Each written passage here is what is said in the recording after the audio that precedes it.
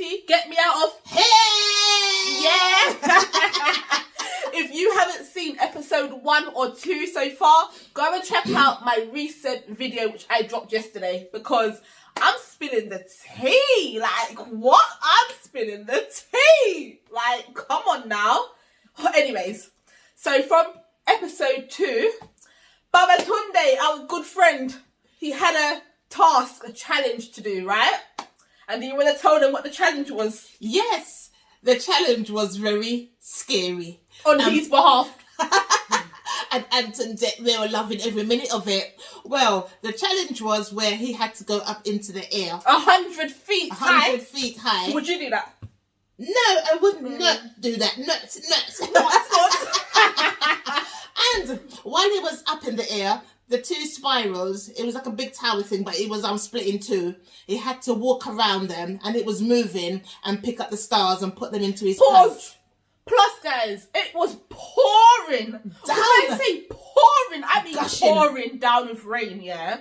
I don't know how he managed to collect 9 stars, but that's good for him, because, like, I remember when he first came into the jungle, he was like, I'm scared of everything. Like, literally, I'm frightened of everything. So, you know what? I have to clap for him, because it takes real guts for someone to conquer their fears, to get stars for the camp to eat and all that good stuff. So, you know, big up yourself, innit? Big up yourself, because I know me, I think I would have got like around 2 to 3 stars.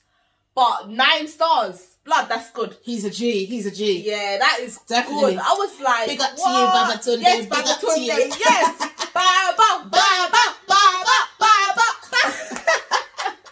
And also, you know, he couldn't stop overwhelming himself, which he had every right to, because what he'd done, I don't think the other campers would have done it. And if they did, you know, they wouldn't have got the whole 9 stars.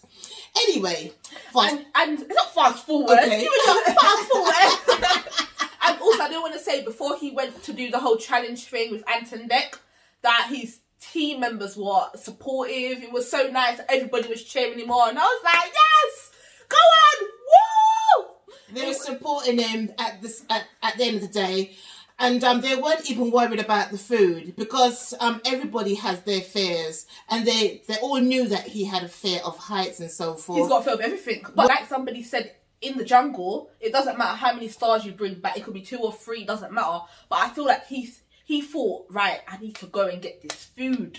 I've got a family to provide for. Even if it's kangaroo butty, they have to eat tonight. They have to eat something. But yeah, like going forward, he came back. And then the food arrived in the jungle.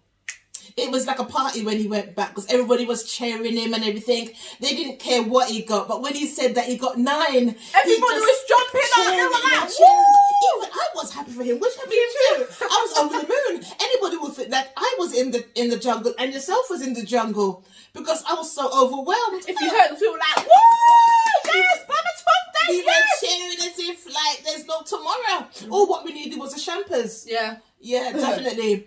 Yeah, so over to you. Yes, so now the food came now and all that good stuff.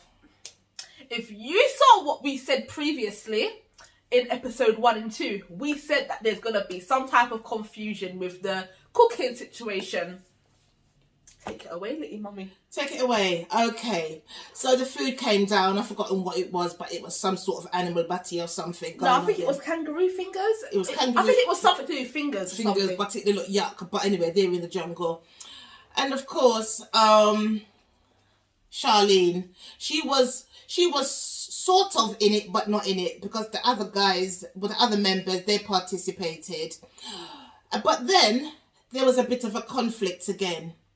But this person, Scarlett, she went away, sort of thing. She just left them to it, and she spoke to Babatunde.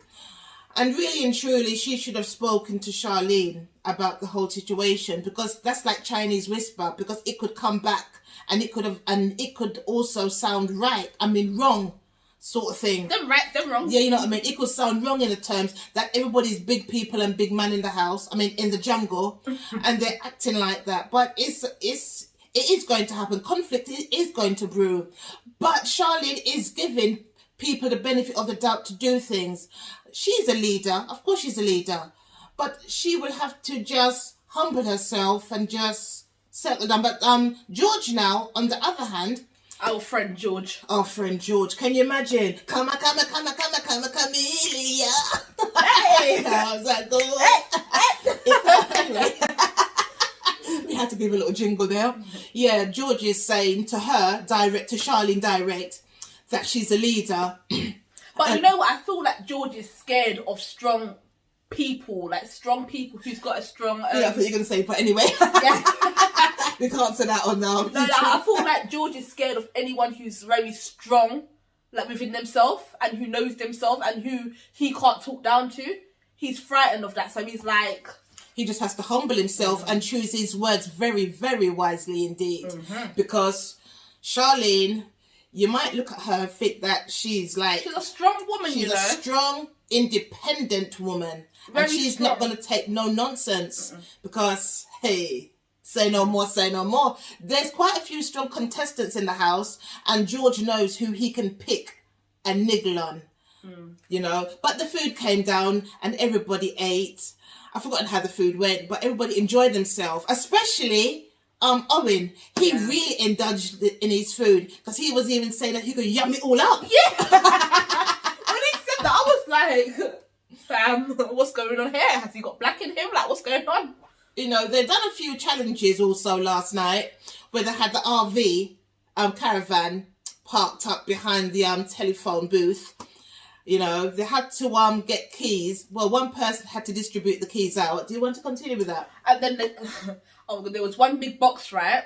And they had to take the keys to unlock the box. And then when they unlocked the first box, there was a second box, and a third, and a fourth, and a fifth, and a sixth box, right? And then in the final box, there was 2 people's names in the box. And whoever names there was in the box could sleep in the caravan for, I think it was one night. One night only. One night only. One night only. Yeah. But yeah, so the 2 people who got to stay in the caravan was Owen and Jill Scott. Yes. So I was like, okay, you know, I'm happy for them. But who said it about, I think it was Owen said, can you imagine if we're in the caravan sleeping and then snakes came down? Yeah. Oh. Because nobody knows what to think when they've got the task like that and you've won the challenge. But hey presto, everything went to plan. No, but can you imagine though, if that was the actual case? Yeah. Like snakes and spiders will come down. Creepy crawlies and come into the caravan. Ugh. Can you imagine? So keep one eye open. But yes, guys. So, episode 3 is getting hot. I can't wait for tonight. Because another 2 celebs are coming in the house. And one of the celebrities in the jungle. I'm very excited for, because it's going to be like rules and regulations. Yes, yes. Knock, knock. Oh! You have to knock before you, you know what I mean? You knock and then answer. There's no opening up the door in the jungle. No. There's no 10 Downing Street in the jungle. Or 11, you know. You know what I mean? There's no Houses of Parliament in there either. There's no green card and white cards. Oh. It's what? There's no laws in the jungle. What stays in the jungle? You come in the jungle. And what happens in the jungle stays in the jungle. That's it, that's it. Yeah. Yes, girl. Yeah. But, is there anything else what happened last episode? Well, the episode last night, they're talking about the dunny. The dunny is a toilet, of course, yeah. They're going to be having... Well, George... Wait, stop. I do want to say what they done for Babatunde when he came back was really cute. Like, they was peddling to get the hot water for him to have a shower. I was like, oh. Oh, bless him. He really earned his status. Yeah.